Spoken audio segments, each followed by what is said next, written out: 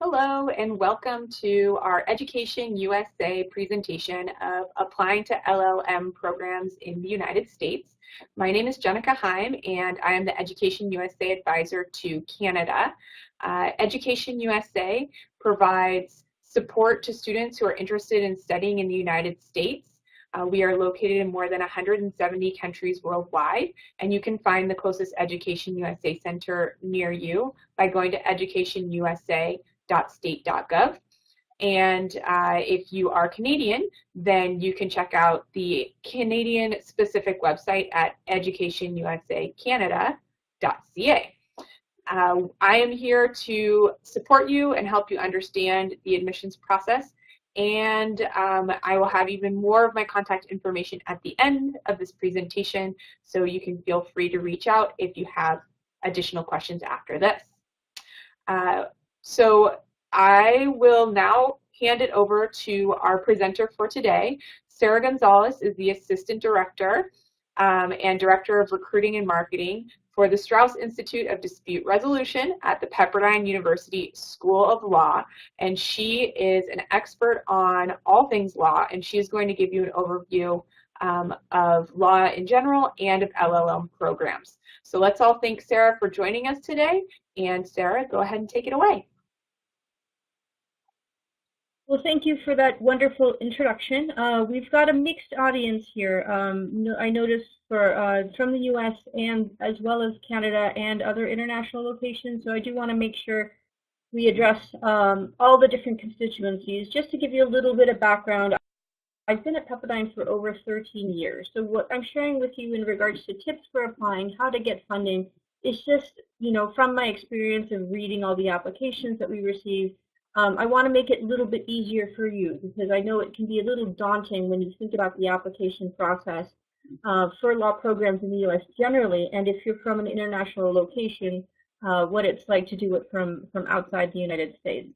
So just to start with an overview, in the United States, there are over 200 law schools. So when it comes to making a choice of where to study, there are a lot of different options available to you, whether or not it's a state school or a private school or a large school or a more intimate environment. You've got a number of different options. There are over 141,000 law students in the United States.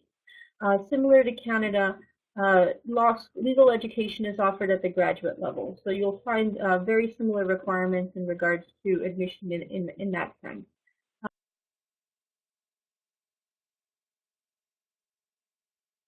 The law school environment is kind of evenly split between the male and female students. You'll see around 47% of law students are female.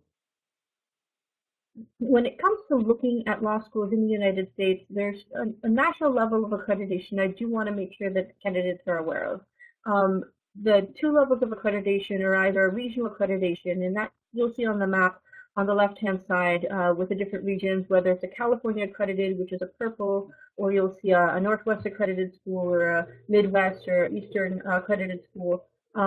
In the international environment, I always limit you to look at the national level of accreditation, which is American Bar Association. This is the highest level of accreditation for law schools in the United States. And so when it comes to gaining admission to the program, some of the regional schools may have lower requirements in regards to the requirements to gain admission, but you have to think about it in the long term.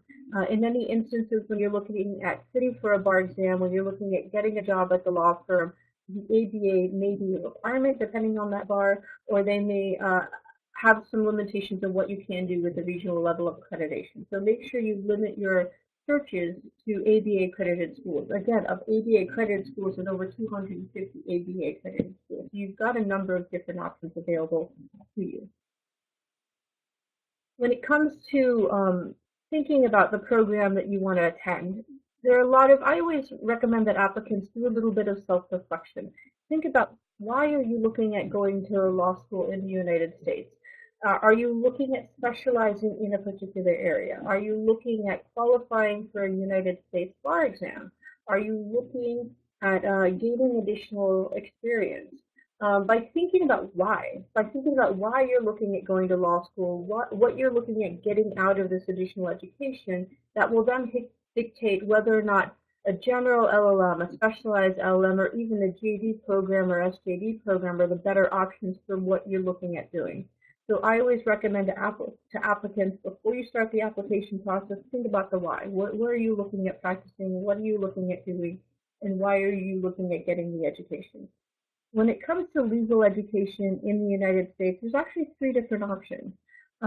In the US, similar to Canada, it's offered at the graduate level. So you must already have a bachelor's degree, which can be in any area, in order to start with legal education. So the JD program, you can have a bachelor's degree in any area.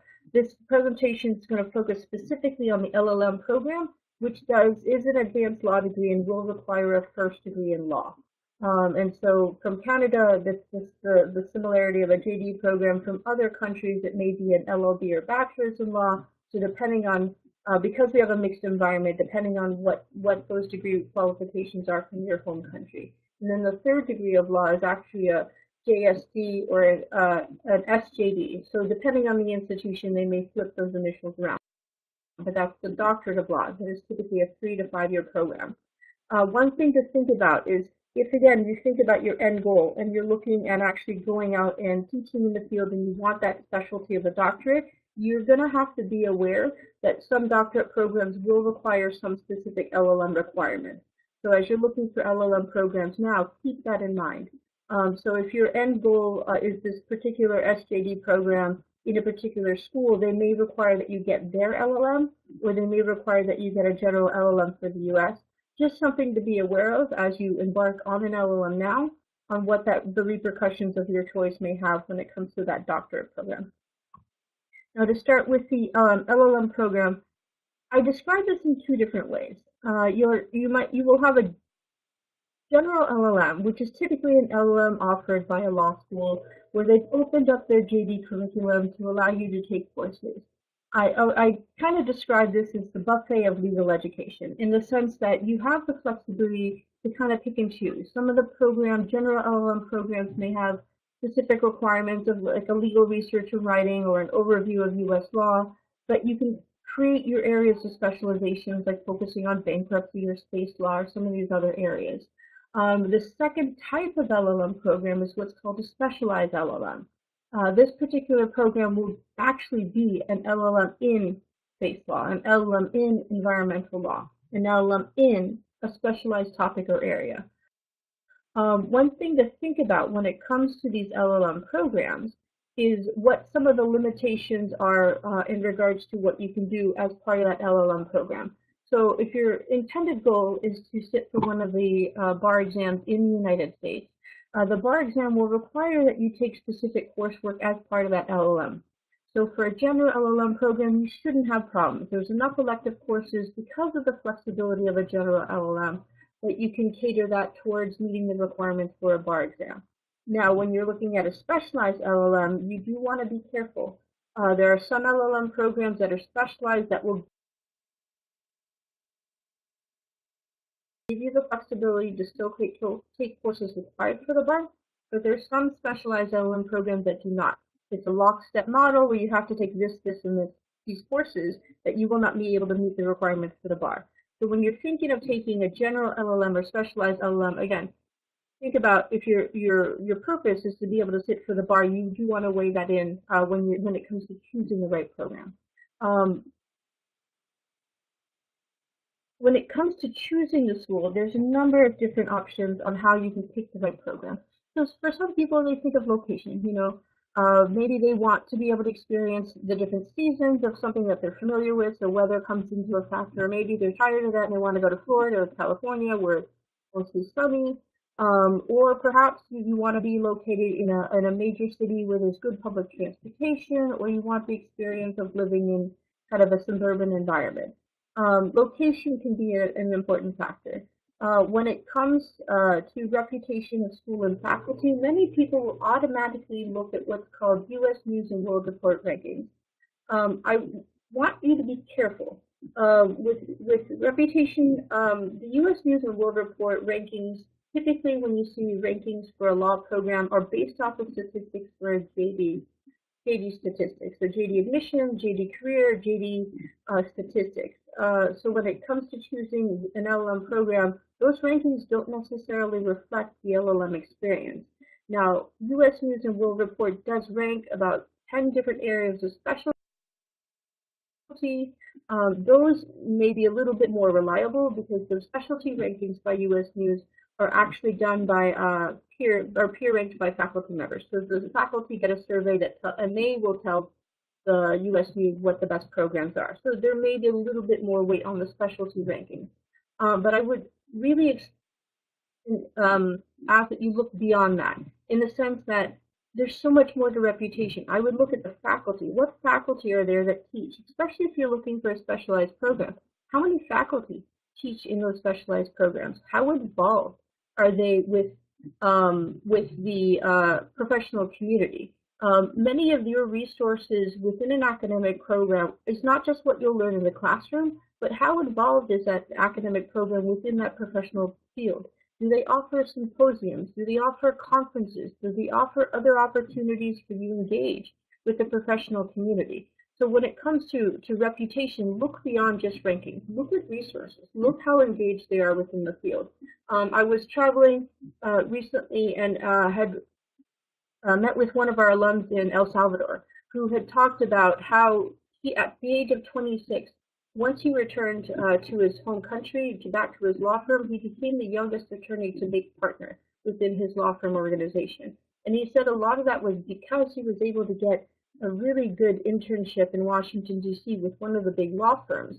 And that internship was because of one of the contacts by one of our faculty members. So looking at the resources of the faculty and the network of the faculty could really lead to opportunities available once you finish the academic programs. So again, look beyond just rankings and look at the resources available from that institution. Course selection and area of specialty. If you're looking especially for a specialized LLM program, how many courses are offered in that particular area of specialty? One of the differences between LLM programs that really will vary program to program within the United States is accessibility to JD coursework. In some LLM programs, they have a certain slot of courses that have been pre-approved for their LLM students to be able to participate in. Other LLM programs will let you pick and choose from any of the courses offered and available to some of the doctrinal JD students.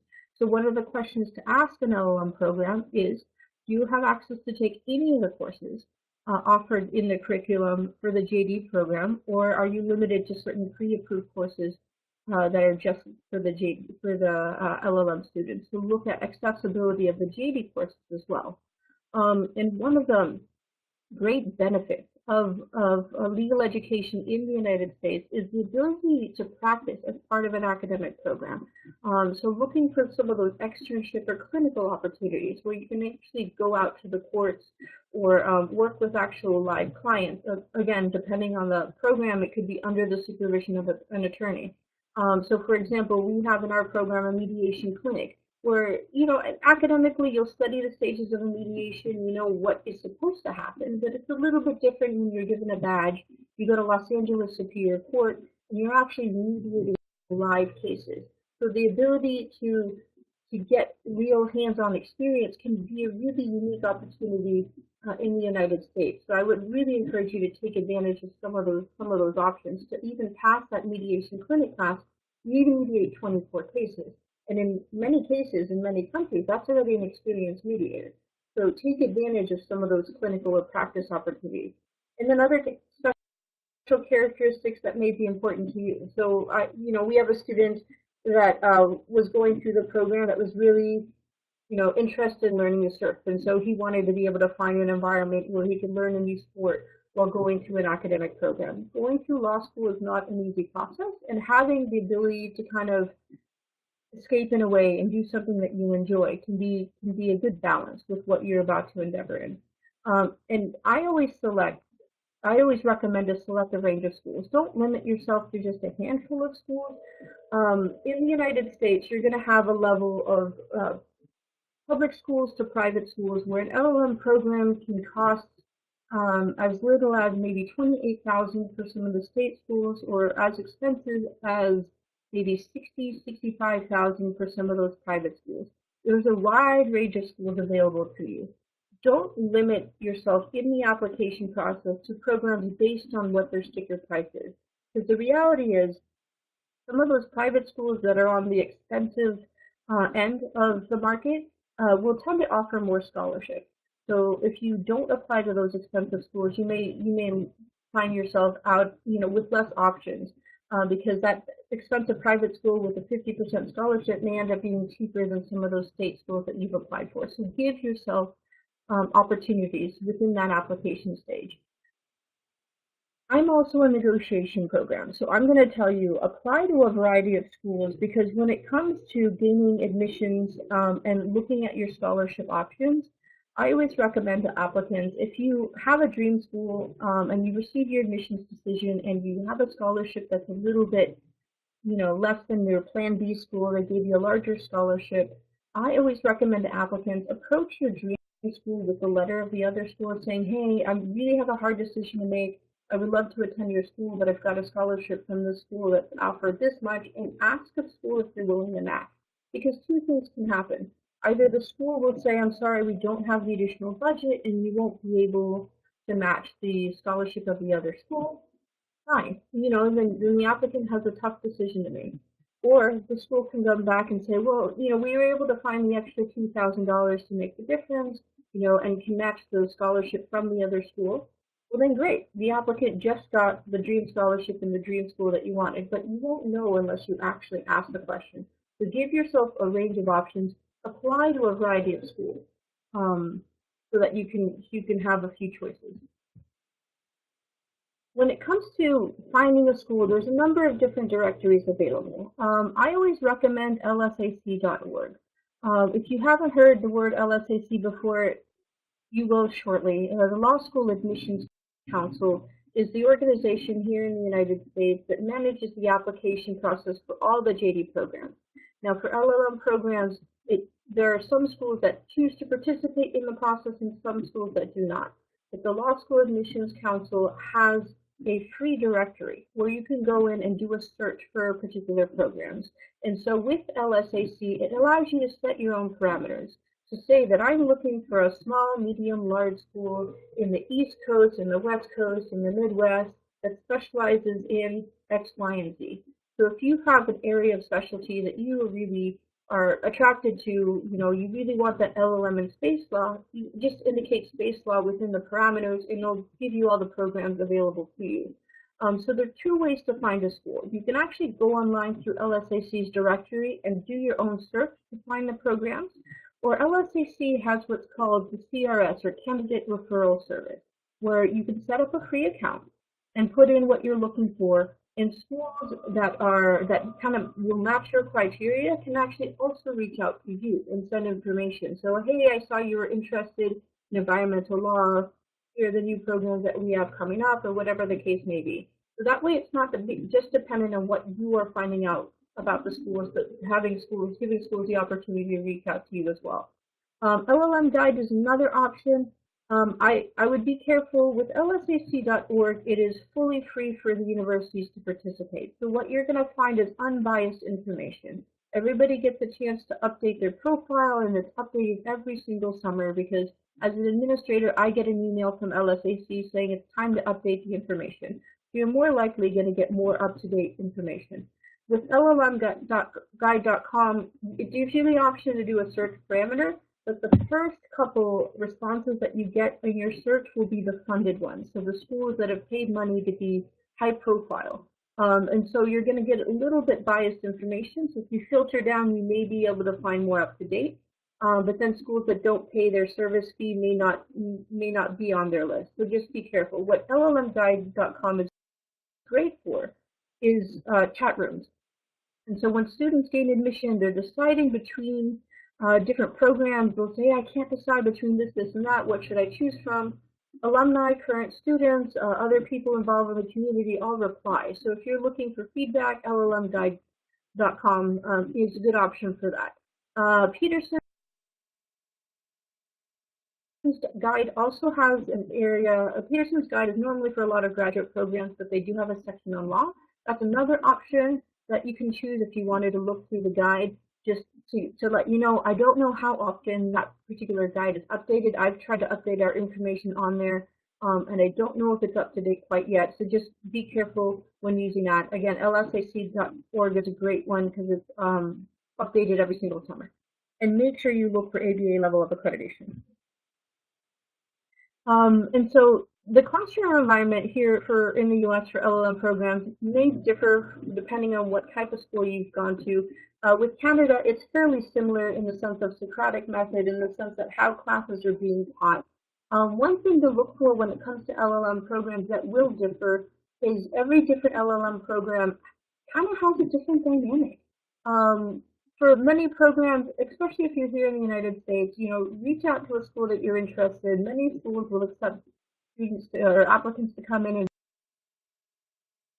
visit the campus, see what it's really like. I even schedule people to sit in on a course, to sample a course. If you have the ability to travel, it may be beneficial to really see the environment by making a trip and visiting a school. But the classroom environment will differ program to program. For LLM programs, some of the larger LLM programs, you may have a program that's over 100 LLM students per entering class. We'll have a big environment where it's a larger classroom, kind of in a stadium-style seating where there's not as much participating, but it may be more lecture-based. You may have some LLM programs that are little medium-sized, that are more cohort models. So you will only be in class with just the LLM students that are going through the program. Or you may have some LLM programs that are a little bit more engaging, where it's a smaller environment, and you kind of go in and out of the JD courses or LLM courses depending on what's required for the program. That classroom environment is going to differ. So for many instances in the majority of LLM programs, much of the grade is dependent on a final exam. And so you want to be able to make sure that you are keeping up to date with the Socratic method, which means that heavy reading beforehand. You're going to be very engaged within that classroom environment, and then you'll have a final exam at the very end. At Pepperdine, we actually don't use that method because we're a practice-based program. It's lectures, discussions, and a ton of simulated exercises. So we teach everything a little bit differently, where we're teaching you the skills of how to negotiate or how to mediate. So check with the program that you're applying for and ask them what that environment is within that classroom. In our academic program, we don't have final exams. We have final research papers where each student writes a paper. So again, this will vary program to program, but make sure that you check with the administrators directly to figure out what that culture is for that particular school. One of the bigger questions I get from applicants is looking at qualifying for one of the bar exams. In the United States, we're a little bit different from a lot of other countries in the sense that we have a bar exam for each of the different states. So there's 51 bar exams in the United States if you count the District of Columbia. So in the U.S., ncdex.org is a good website to look at, to be able to look at the different qualifications for the different bar exams. For people coming in with the International First Degree of Law, there are over 35 bar exams that will recognize an international law degree and allow you to sit for a bar exam, but they may have additional requirements. The two most popular bar exams is the California and the New York bar exam. There are a couple of requirements that they look at in regards to qualifying for the bar exam. One will be the level of education. So for applicants applying for the United States, again, if your purpose of coming here to the U.S. and studying law is to sit for one of the bar exams, one of the things I would recommend that applicants do is submit your transcripts to the California, New York, or whichever bar to make sure that your first degree of law qualifies for their bar exam. In some instances, a student may have gone through a hybrid business law program that may be considered a first degree of law in their home country, but the bar exam may not recognize it. So I always recommend get this stuff early.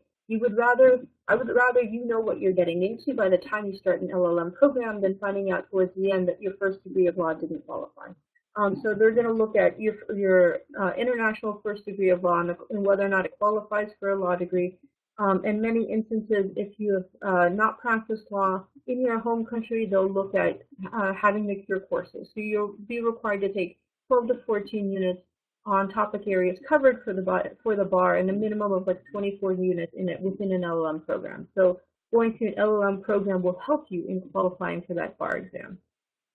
The bar exams itself will differ program to program. California is notorious because it is a challenging bar exam and it's a 3-day bar exam, while New York and some of the other programs are more of a two-day bar exam. And New York recently this past year moved into the multi-state exam where along with a few other states, they are changing the process so they're now one exam that qualifies them for those several states. Some of those bar exams may have additional requirements. So California does require MPRE, which is a moral professional responsibility exam, which is like a half-day session that you take on ethics. So take in consideration some of those requirements. Now, for a lot of LLM students coming in, many of them think, oh, I'm already here in the United States. I might as well take the bar exam since I'm here. I want to be transparent with you. Taking a bar exam is a commitment. Not just study-wise in regards to your time, but it's also a financial commitment. Taking a bar exam requires, in many instances, that you're paying for the registration fee for a bar exam, which can be over $2,000. Domestic students here in the United States will take a bar prep course, so that's always recommended for applicants coming in. That in itself is another couple $1,000s. And then once you take the bar exam, you pass the bar exam, you do have to fly back to the United States for the swearing in ceremonies. So I always tell people that it's probably about a $5,000 investment just to decide to take the bar exam. And then once you pass the bar exam, you do have to maintain your continuing legal education credits. So every year or so, you do have to come in to take continuing credit to maintain your bar record. So it is a larger commitment. And I want to make sure that people are making educated choices to come in and sit for the bar exam. When it comes to the application process, it can be daunting. There are a lot of different application components that are required. When it comes to deadlines, the deadlines will really vary program to program. There's some programs whose LLM applications are due as early as November, while some programs will have applications as late as June or July. Majority of the programs, you'll see some of them starting December, some of them are coming due here in January. Majority of them will kind of spike within a March deadline and then kind of peter out to some of the later deadlines. Make sure that you're applying early. For LLM programs will start in the fall semester, which is typically in August or September, depending on the school. I am seeing more and more law school programs offer a mid-year entry where you can start with the spring semester, which is typically during the January term. And then depending on the school, at Pepperdine, we also do the summer. So there may be some schools where you can start during the summer term as well. So I would think about when you're looking at starting the LLM program and then work backwards on what's required as part of that program. I always recommend that you apply early. You're going to give yourself more options the earlier that you apply for an LLM program. And especially if you're looking at getting scholarship, I know for us, we run out of budget the later that you apply. So we typically will give larger scholarships for those that apply early, and then the scholarships start to shrink the closer it gets to the starting term. So give yourself some of those options. Some of the elements that will be required as part of the application process may be an exam, depending on the program, and I'm going to clarify that in just a moment, letters of recommendation, transcripts, additional essays and resumes, et cetera, et cetera. So one of the biggest questions I get regarding the application process is this mysterious personal statement. What should I include? What is the school looking for when it comes to writing the personal statement? Realistically, you have to keep in mind as an applicant what we are getting as an admissions person. And so as part of the application, I'm already going to get your CV or resume. I'm already going to get a copy of your transcript. So for you to use the personal statement to tell me information that's already in your file is not really adding anything to the application. So I always recommend to applicants to use your personal statement as an option to connect the dots between what I'm seeing on your application. So instead of just saying, I've done this, this, this, and that, talk about how you took that one class, I'm making this up, so one class in environmental law in your in your first degree of law program, it really started to spark an interest in that particular area or field that led you to do an internship with this environmental law firm where you learned this, and that, which then has led you to apply to this particular environmental law LLM program. And so use the personal statement to tell me what's led you to this point that you're applying to my particular program. Where's your interest coming from? What are you hoping to do once you complete your LLM program? So with the personal statement, I am reading it as an admission officer to get a sense of, is this student a good fit? Are they interested? Do they have a particular interest in what we're offering? And how will going through our program help them with whatever they're trying to accomplish? Now, realistically, not everybody knows what they want to do, what they want when they get out of an LLM program, but still give an academic program that sense of direction can be very helpful. I always recommend to applicants to take that moment to tweak the personal statement so that it reads like it's specific to the institution that you're applying for. Now, you can have the same structure in the sense that of why you decided to become an attorney and what you're looking at hoping to do. But I always recommend doing a little research on the programs you're applying for, looking at the courses, looking at the faculty, and tweak that personal statement so that it reads to the admission officer that you've done your research, that you know why you're a good fit for that institution. Because again, if you're taking the time to spell it out as part of the personal statement, it's helping me see how you're a good fit for my particular program a little easier. So I would adjust the personal statements for each of the different programs that you're applying for. With that being said, make sure that you double check your personal statement, because we will still get personal statements of how that student is going to be a great fit for XYZ university, and that university is not Pepperdine. And so they'll get a decision, but it's probably not the decision they're looking for. So make sure that you're submitting the statement to the right program. And if you are a non-native English speaker, make sure that you're really going through that personal statement, because we also will look through that personal statement to get a sense of English proficiency as well. And so make sure that you are really double checking your work as you go through it. One of the other mistakes I see within a personal statement is I will see applicants that will put too much legal. If the personal statement reads like a journal article, then you've missed the point. Again, it's called personal statement for a reason. We want to get a sense of who you are, why you're looking at going through the program, what you're looking at doing, and not looking at it for academic qualifications. So if you've written a journal article and you want to show that you're academically qualified and that you've published, then some schools will accept a writing sample. But don't use the personal statement to analyze a specific legal topic, because then you've again missed the mark on what the purpose is for that statement. When it comes to application examinations, this is important. So for many candidates, usually from Canada, I don't have too many issues with this because it's a fairly similar system. But the questions on whether or not the LSAT exam is required, if you're applying to an LLM program, do not sit for the exam. It is not a requirement for the LLM program. It's only required for those looking at starting with that first degree of law with the JD program. And in fact, scholarships are based on GPA and LSAT for JD programs. But if you're applying to that second degree of law, an LLM program, it is not required.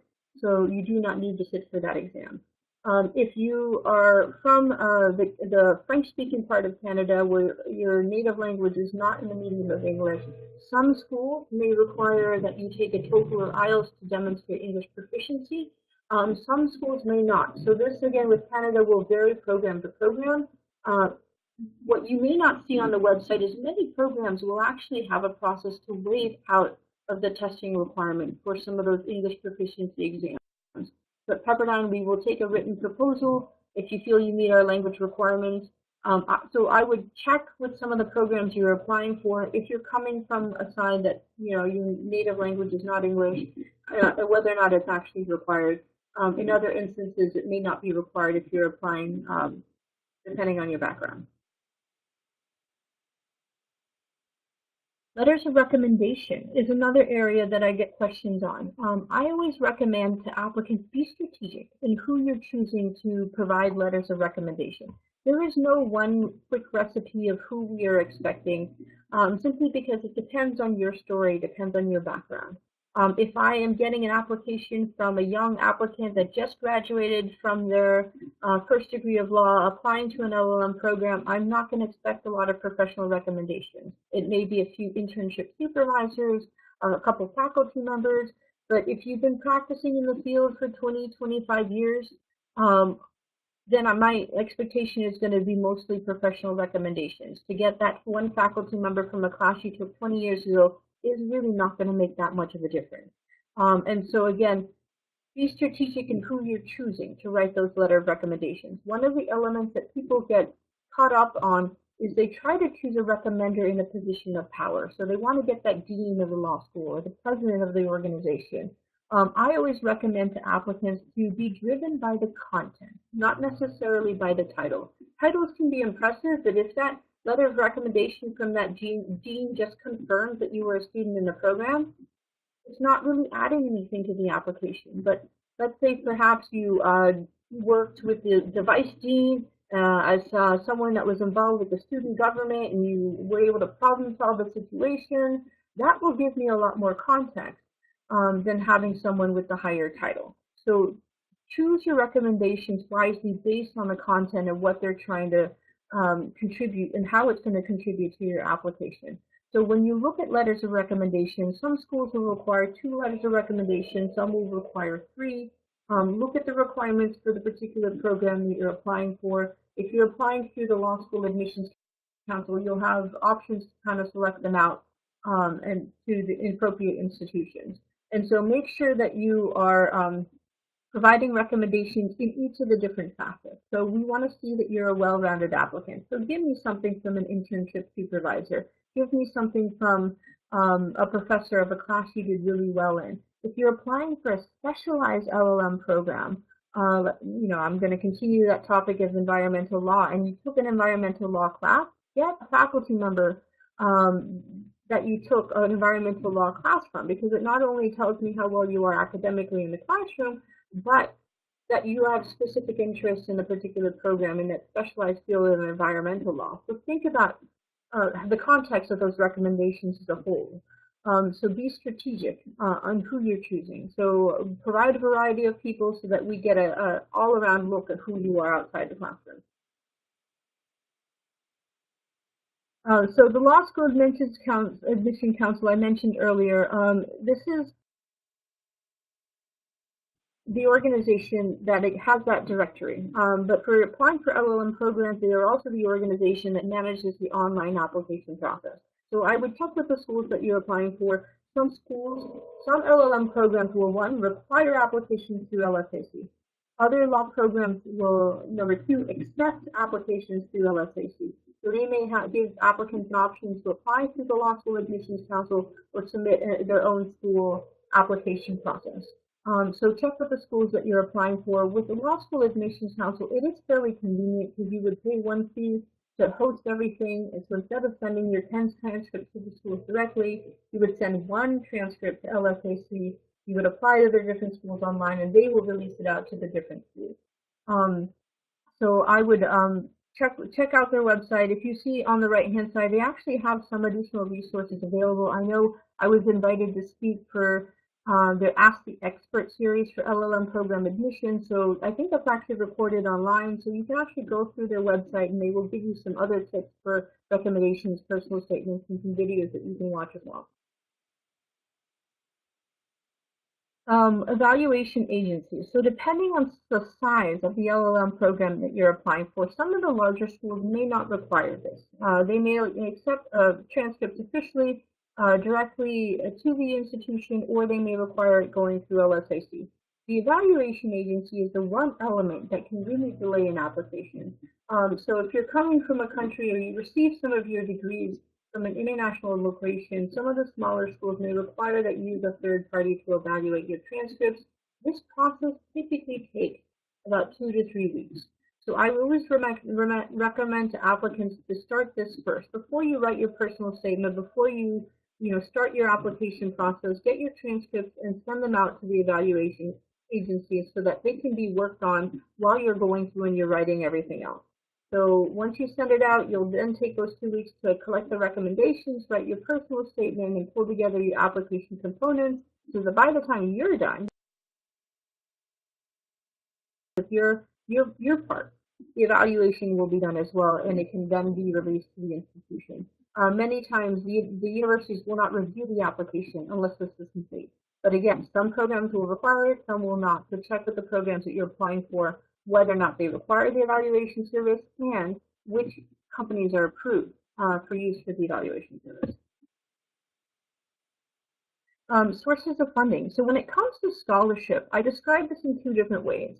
You can get a scholarship from the institution directly, which may be offered as part of admission and automatically considered once you apply, or it can require a separate application or a separate form or a separate process once you're going through the program.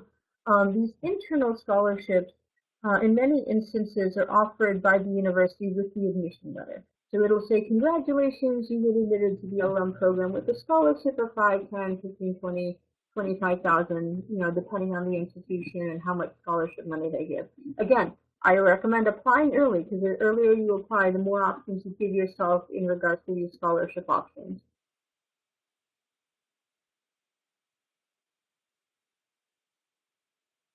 Just as an example, so at Pepperdine we do partial and full tuition scholarships. The partial scholarships are automatically considered as part of the application process, but we do have 3 full tuition scholarships that do require a separate essay. So I would check with the schools that you're applying for and what those deadlines are. So we typically will require an application and then a separate 2-page essay due in March. So do make sure that you're checking with the schools that you're applying for to see if there are other scholarship options available and what the specific deadlines or requirements are for those specific scholarships.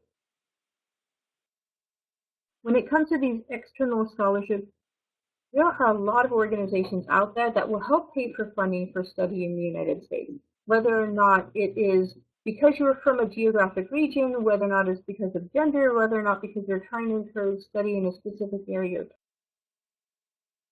topic. Make sure you do your research. For many of these external scholarships, you will see deadlines a year and a half in advance before you start a program, or the Rotary International will accept them after you gain admission and you would apply that spring before you start that fall. So the deadlines will vary program to program, and this is independent of your admission to LLM programs. So make sure that you're also doing your research to figure out how to fund these particular degrees. As an example, this is a list of some of the scholarship programs available for many international candidates outside the United States. So you've got the prestigious Fulbright program that does require an application way in advance to specialized topic type programs where the PEO International Peace Scholarship Fund for Women is specific for women looking at studying conflict areas. So make sure that you do your research in regards to where you're from, your geographic location. In the United States, there are many databases from organizations looking to encourage graduate study. So make sure that you do your research to look at some of these scholarship options. Honestly, there's so many scholarships that are out there that go unclaimed because there's not as many students applying for these scholarships. So do your research. It really can be beneficial.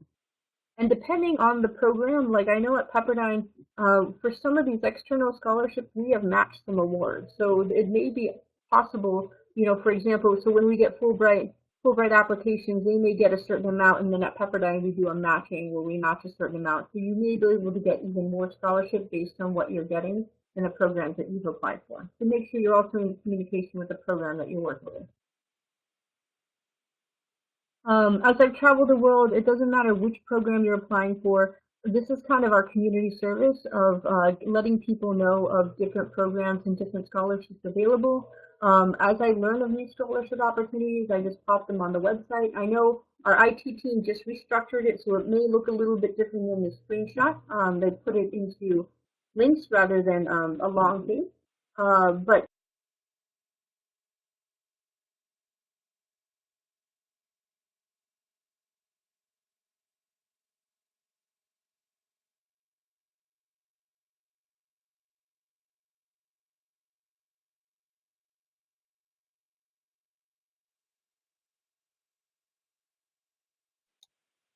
It looks like Sarah's video just dropped for some reason. Can you guys see and hear me?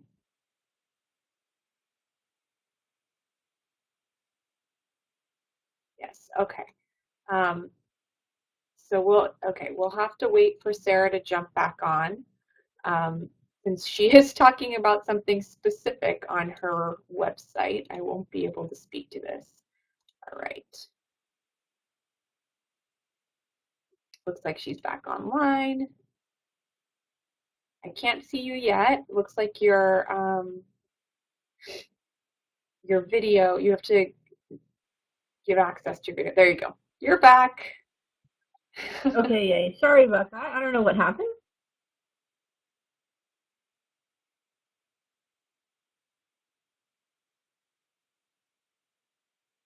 But I do want to make sure I open it up for questions. So I think I scrolled to the next page. So are there any questions on what has been discussed so far, or just programs in general?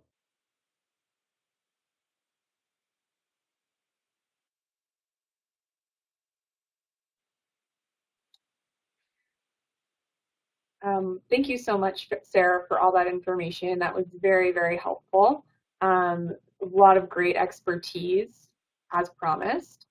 And so this is when, please ask your questions. As you could tell by a lot of the information Sarah gave you, she's been doing this for many years and really can help you understand some of the more complicated pieces of applying. And if you're looking for a special area of law, let me know, because there's a lot of we all talk within our LLM community, so I can help point you in the right direction. Okay, so it looks like Whitney has a question on the California bar requirements. So that will depend on your background. So typically for the California bar, you are required to take 12 to 14 units on topics covered by the California bar. So your contracts, torts, your criminal procedure, evidence can be some of your course options. California bar does not pre-approve like the New York bar had previously done. So you just have to show that you are enrolled in the specific unit on topic areas covered by the bar. There is an asterisk.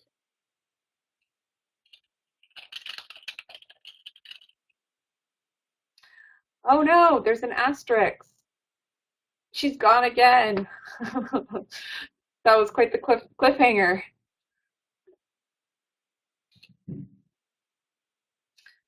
Again, I am not a professional on the California bar requirements, so we'll wait for Sarah to come back to finish that question. Oh, give her.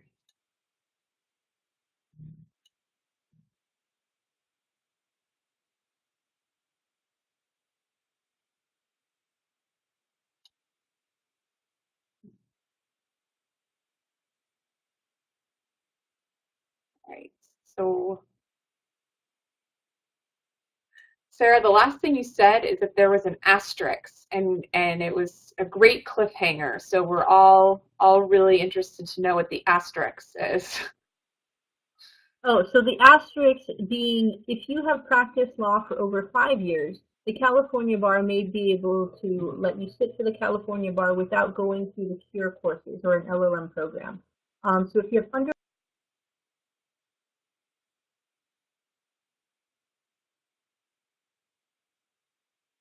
5 years of experience, Okay, so Sarah's clearly having some really some difficulties with her tech. Luckily, she got through pretty much her whole presentation. Good, you got the idea. So what I'm going to have you guys do is please go ahead and still put your questions in the chat, because we have a record of these questions, and what we can do is gather them up and email out the answers afterwards. So please continue to add any questions. And I'm going to go ahead and move to the final slide.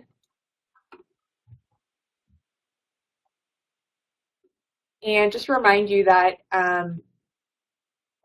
you can work with Education USA. Canadians would work with me, and if you are located in another country, then you can work with your local Education USA advisor. You can find that person by going to educationusa.state.gov. Here's all the information for my website, Twitter, Facebook, YouTube, Blogger, Instagram. My last Instagram picture was so amazing. You have to go to Instagram and follow me to see it. And our next webinar is going to be about Christian higher education in the United States. This is going to focus a little more on the undergraduate perspective. But if that is of interest to you, it could be a good webinar, and you register right there. So Sarah, you've been having some in and out issues. I'll let you go ahead and try on another question. Yeah, I just reconnected with the hard line, and I'm hoping that maybe it was just the Wi-Fi signal that was going in and out, but we will find out. Let's see. So did I answer the question on qualifications for the California bar exam? Okay, good. Yes. Okay, so I'm seeing to take the California bar, does the 5 years apply to my work in the federal U.S. court? The 5 years applies to 5 years of law practice. So you must have already been practicing. Typically, it's for international candidates from coming in from their home country that have maybe practiced law in Canada, Korea, or some other country, and they're looking at that you've passed your international bar exam, that you've practiced law for over 5 years to qualify for the bar exam here in California. And so that's in response to that question. I'm a foreign educated attorney. I am a U.S. resident and got approved for a loan from FAFSA. My goal is to be eligible to take the bar, hopefully online if possible. Any recommendation? Depending on what state you're looking at taking that bar exam, the bar exam itself is offered in person and will vary on the day-wise depending on which particular bar exam you're looking. Again, California is a 3-day. So some of the multi-state or some of the other states are 2-day bar exams. If you've passed one of the bar exams in the United States, there is an abbreviated process to apply for and pass another bar exam in the U.S. So let's say you went to New York, you passed the New York bar, you took their 2-day exam. California exam changes from a 3-day exam to like a 2-day exam because only some of the components will be required for the California bar exam. So it may make it easier if you pass one of the other U.S. bar exams. An online LLM. Here's the challenge. Currently, the bar exams, there are a number of LLM programs in the U.S. Some of them will offer an online component. So, I've got colleagues that will offer a specialized health LLM, and it's purely online. Be careful. Those specialized LLMs are designed so that you're receiving specialized knowledge in that particular area, but the current California, New York, and other bar exams require that you're actually taking units on site in the United States. So even when it comes to going through and doing a semester abroad as part of that LLM program, many of those bar are requiring, depending on which bar, will require like at least a minimum of 24 units are taken in the United States from that law school. So you will have limitations. Participating in a purely online LLM will not qualify you for a U.S. bar exam because, again, of that requirement that you have to take those units in the United States. On the second note, let's say you're going to one of those online LLM programs, but you might qualify based on work experience for California. That's the only kind of workaround on that because they're not looking at that LLM degree because you're qualifying for the bar exam based on your international work experience as an attorney. But be careful with online LLM programs. Currently, the bar is not approved. Any of the online LLM programs, those programs are accredited. They're great for specialized knowledge, but be careful. You may not be able to qualify for a bar exam.